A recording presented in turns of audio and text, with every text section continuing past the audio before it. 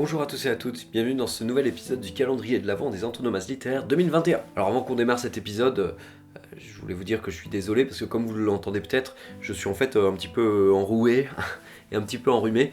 Donc voilà, je suis désolé, c'est comme ça. J'espère quand même que ça ne gênera pas la compréhension de ce que je dis. Monsieur et Madame Bricot ont un fils. Comment s'appelle-t-il ? Et Judas. Bah oui, Judas Bricot. Alors qu'est-ce que c'est qu'un Judas en français ? Bon, vous avez deux sens au terme Judas. Le premier, Judas, un Judas en fait, ça désigne un traître. Alors on va voir pourquoi. Et puis le deuxième, ça désigne, vous savez, la petite languette là qu'on a sur certaines portes qui permettent de voir là dehors.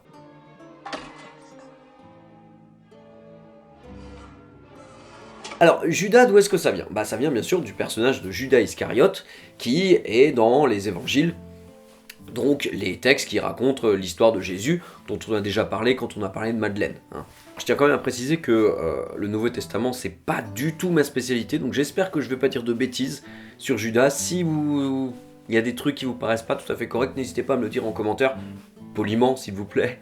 Et je mettrai un erratum en bas, enfin dans la description quoi. Ce Judas, qui est-ce que c'est ? Judas, c'est l'un des 12 apôtres, donc c'est l'un des disciples de Jésus, c'est l'une des personnes les plus proches de Jésus et qui suivait Jésus là où il allait. Le problème, c'est que Judas, il va trahir Jésus, voilà. À un moment donné, donc ça c'est seulement l'évangile selon Matthieu qui le mentionne, il va vendre Jésus auprès du grand prêtre du temple de Jérusalem. Alors pourquoi est-ce qu'il le vend ? Pour avoir un peu d'argent, apparemment. Mais il se trouve que Jésus apparemment était poursuivi, mais c'est pas hyper clair pourquoi est-ce qu'il était poursuivi, pourquoi est-ce que les gens voulaient l'attraper, mais en tout cas bon, c'est lui qui a donc dénoncé Jésus. Puis dans les autres textes, Judas Iscariote il réapparaît, puisque après qu'ils aient fait la fête de Pessah, donc après qu'ils aient mangé le repas, le lendemain, c'est Judas qui va dénoncer Jésus auprès des autorités. Enfin, il le dénonce pas vraiment, c'est-à-dire que les soldats romains sont là pour attraper Jésus, le problème c'est qu'ils savent pas à quoi ressemble Jésus.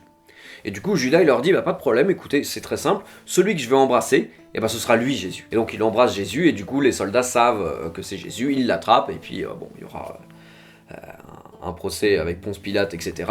Ça, c'est la suite de l'histoire, mais Judas n'apparaît plus vraiment dans l'histoire. Et donc, de là, on comprend le sens de mot traître, bien sûr, Judas, un traître, c'est évident, ça va ensemble. Alors, cette antonomase Judas est hyper ancienne, puisqu'on la trouve dès 1175. Donc en plein Moyen-Âge, dans les chroniques des ducs de Normandie. Donc voilà, l'idée que Judas égale traître, c'est hyper ancien, ça a presque 1000 ans selon les attestations, mais il est plus probable que ça existait déjà avant, puisque l'écrit était quand même pas hyper répandu du temps du Moyen-Âge, donc on n'a pas beaucoup de textes non plus, donc du coup forcément, on n'est pas certain qu'il n'y ait pas des gens qui l'aient utilisé avant, il y a certainement des gens qui l'ont utilisé bien avant. Mais qu'en est-il pour cette petite ouverture dans la porte ? C'est curieux quand même comme terme. Est-ce que c'est un rapport déjà avec Judas ? Vraisemblablement, oui. De quand date cette définition de Judas pour les portes ? La première occurrence qu'on a, c'est 1788. Ouais, quand même, ça fait quand même un certain temps. Par Rétif de la Bretonne, dans un de ses livres, en l'occurrence Les Nuits de Paris ou Le Spectateur Nocturne. Là-bas, c'était juste un trou, alors dans un plancher, dans un mur, etc., pour pouvoir voir dehors sans être vu. Quel rapport avec Judas ? Alors, on sent qu'il y a peut-être un lien, mais c'est pas évident. J'ai rien trouvé, donc là ça va juste être mon hypothèse. Le seul truc que j'aurais trouvé, c'était que ça permet de voir sans être vu, donc quelque part ça trahit la présence de quelqu'un, mais bon, je trouve que c'est un petit peu tiré par les cheveux comme explication. Non, moi mon hypothèse c'est juste qu'un Judas, ça n'a rien à voir avec traître, avec le terme de Judas égale traître, mais ça a vraiment à voir avec Judas lui-même. Pour moi, un Judas, ça permet de voir quelqu'un sans que cette personne ne nous voie. Or Judas, littéralement, c'est ce qu'il fait. C'est-à-dire qu'il va embrasser Jésus pour que les soldats puissent voir Jésus sans que Jésus puisse s'apercevoir que les soldats sont après lui, en fait. Donc je pense que c'est là le lien entre les deux. Un Judas dans une porte, c'est vraiment un vrai Judas. Ça permet de dire qu'il y a cette personne qui est là derrière, mais cette personne ne sait pas que vous le savez. Voilà. C'est mon hypothèse à moi, j'ai pas trouvé d'écrit dessus, c'est à prendre comme ça avec des pincettes. Moi, c'est ce qui me paraît le plus logique. Mais si vous n'êtes pas d'accord, si vous avez un autre avis, ou si vous avez d'autres sources, n'hésitez pas à les mentionner dans les commentaires. Ça me fera très plaisir d'avoir un peu de contradiction.